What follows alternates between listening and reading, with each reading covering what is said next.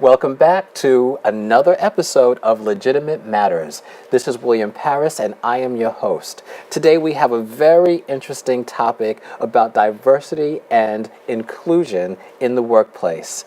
Even though U.S. companies spend upwards of $8 billion, if you can imagine that, per year on diversity and inclusion training, studies show that these initiatives have failed to yield significant changes within particular organizations, especially when it comes to inclusion. Once an organization succeeds in hiring women, people of color, or people who are LGBTQ, they need to figure out how to promote and foster inclusivity so that these employees are successful. According to Harvard Business Review, without inclusion, the crucial connections that attract diverse talent, encourage their participation, foster innovation, and lead to business growth, it just won't happen. And my guest today is Helen Higginbotham. And Helen is an attorney who specializes in diversity. That's her background. And she has spent years working with diversity and inclusion. And I'm going to let her tell you more about it. Helen, welcome to the show. Thank you, William. Let's start by just bringing our audience in so that they understand your background and your experience as an attorney and why this topic is so important to you. Okay. So my background is very interesting, if I say so myself. I am an attorney. I specialize in, my training specialized in labor and employment law. But prior to that, I had an MBA, and I worked for many years in management. And most times I was working in a union shop.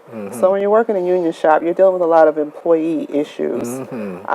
So that came before law school. So just dealing with those issues and fairness and equality and equal representation, all that stuff came into play. And when I went to law school and then I worked in labor relations, my most recent position was as a director of affirmative action at a college and dealing with diversity and inclusion and, equality in the workplace, and discrimination. So it's huge to me. Well, this is really what I would consider to be a hot topic. It is. It's something that we should certainly be paying attention to. But I guess we can start with the question of diversity and affirmative action. And I would like you to give us an explanation of the difference between the two. So essentially, we all know that affirmative action came about in the 60s. It was introduced originally by President Kennedy as an executive order.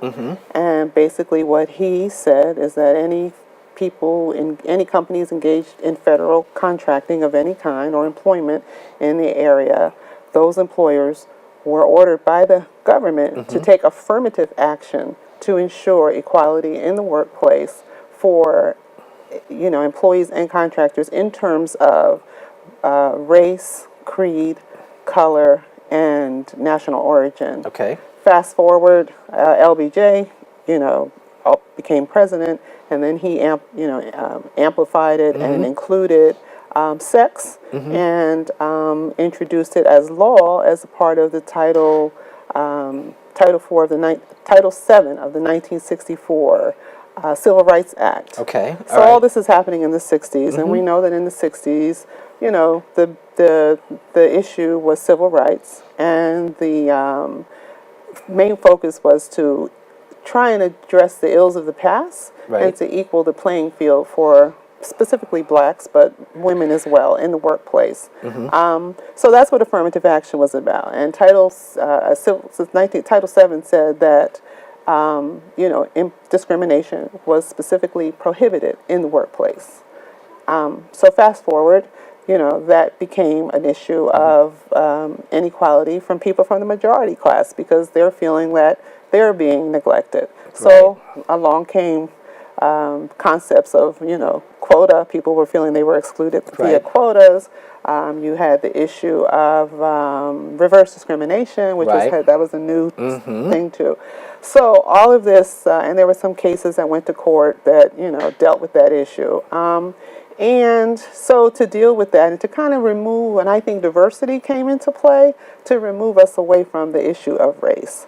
So diversity and inclusion in the workplace, very important. I'm committed to it 100%. But how do we implement it? Are we committed to it? What does it mean? By definition, diversity means variety. But in the workplace, variety of what? Variety of who? Race pretty is like the last issue that we deal with, I think, in terms of diversity, because now diversity means diversity of gender, which is important, Right. disability, LGBTQ, Right. those people who are marginalized. But what we don't talk about when dealing with all of that, we'll talk about people of color, Right. and that's still dancing around the issue of race, because people of color what does that mean, especially in terms of employment? Are we trying to recruit Black Americans? Are we trying to recruit Asian Americans? Whose issues are we dealing with in the workplace?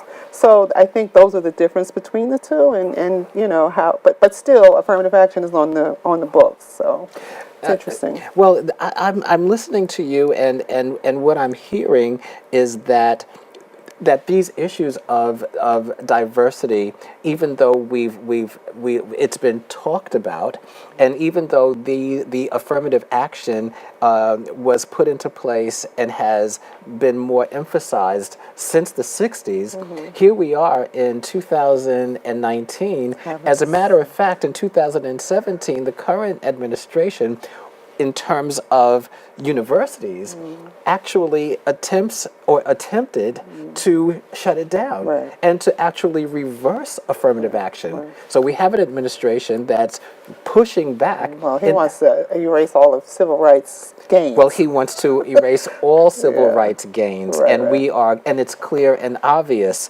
But for the companies that have not caught on, why is this even important to them to even pay attention to this? Wow, it's crucial because one, America is a melting pot. Right.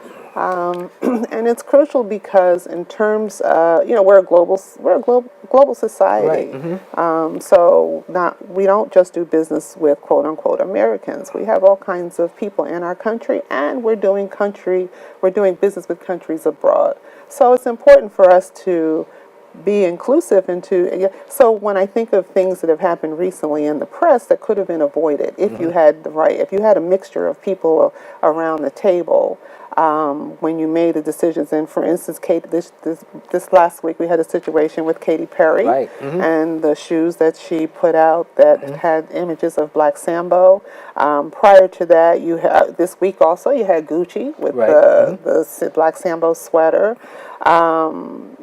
We had Prada, another company. These are major companies, but Prada used the luggage tags that Right. had the Black Sambo look on it.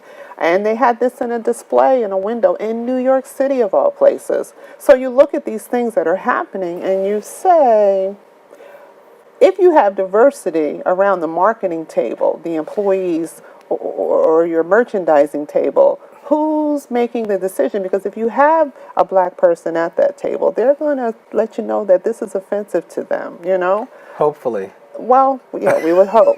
We would hope that and that's where inclusion comes Right. in. What kind of environment have Right. you created in the workplace that tells employees that it's okay, that, we want you to speak up, because, this hits your bottom line. That's the other problem Okay. for these companies, because it results in lawsuits. Exactly. And if you have people around the table who are telling you, like, this doesn't feel right, then You need to pay attention. You'll bystep that. Okay. Well, this is really quite a topic that can become really intense because it's so relevant today. But we're going to go to break, and we're going to continue this conversation about diversity and inclusion in the workplace. And I don't know if this is something that you're aware of, if this is something that you're feeling yourself, but it is something that happens across America. So come back after the break. This is William Paris. This is Legitimate Matters. Stay with us. We'll be right back.